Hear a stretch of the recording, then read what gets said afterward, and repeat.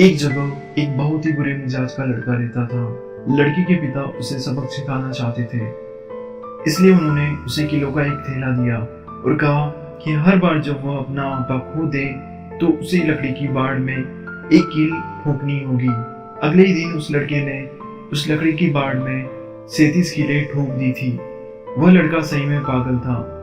अगले कुछ हफ्तों के दौरान उस लड़के ने अपने गुस्से को नियंत्रित करना शुरू किया, इसलिए उस लकड़ी की बाड़ में ठोकी जाने वाली कीलों की संख्या दिन पर दिन कम होने लगी।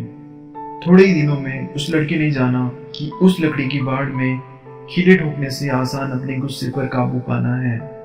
फिर आखिरकार वह दिन आ ही गया जब उस लड़के ने एक भी बार अपना आपा नहीं खोया और उसे अपने आप पर इतना गर्व हुआ कि वह यह बात अपने पिता को बताने के लिए इंतजार ही नहीं कर पा रहा था। खुश होकर उसके पिता ने उससे कहा कि अब हर जिस दिन वह अपना आपा नहीं खोता है उस दिन वह एक कील निकाले उस लकड़ी की बाड़ में से।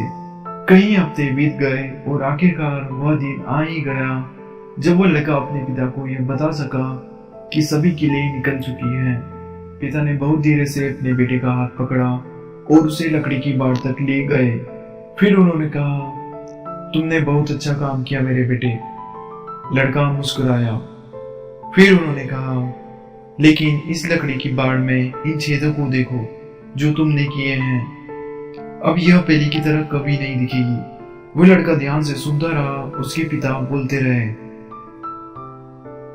जब आप गुस्से में कुछ गलत कहते हैं तो वह स्थायी निशान छोड़ देते हैं, इन्हीं छेदों की तरह। और फिर चाहे तुम जो कुछ भी करो, कितनी बार भी उसके लिए माफी मांग लो, वे कहा फिर भी वैसे ही रहते हैं।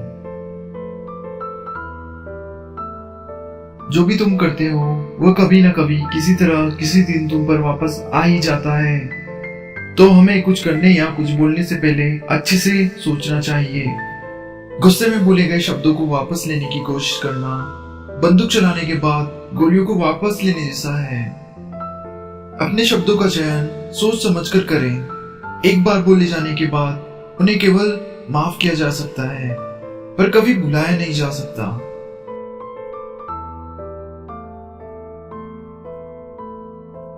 Thank you so much for watching.